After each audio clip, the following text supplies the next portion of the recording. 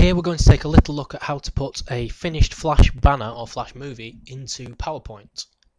Before we get started, there's one thing that's really important, and it's important that your PowerPoint presentation and your banner are saved in the same folder.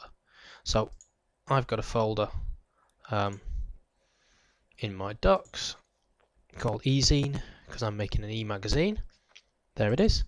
And I've made my banner in Flash, saved it as a Flash document. I've also exported it as a movie, so it's a SWF file, and I've given it a sensible name, and that's really important, and you'll see why in a moment. But that's the file that I'm going to use. Now I've got my PowerPoint file open, and it says presentation 1. I haven't saved it yet, so I need to make sure that that is saved in the same folder.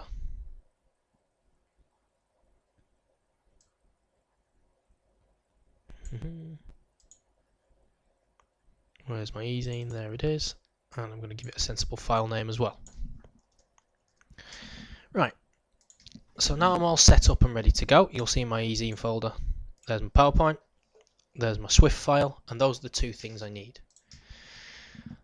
To put your banner or your animation into a PowerPoint slide, you need to be able to see this developer tab. And to see that, if you've got an Office button up here, or if you're in 2010 like I am, click that. And choose options. In Office 2007 it might be down here as well, and there will be in customize ribbon,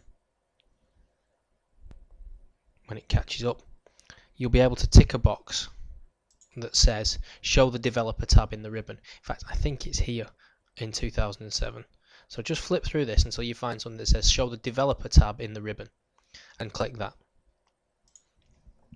Now that you've got that, you can go to the developer tab, and you want this little hammer and spanner icon for more controls.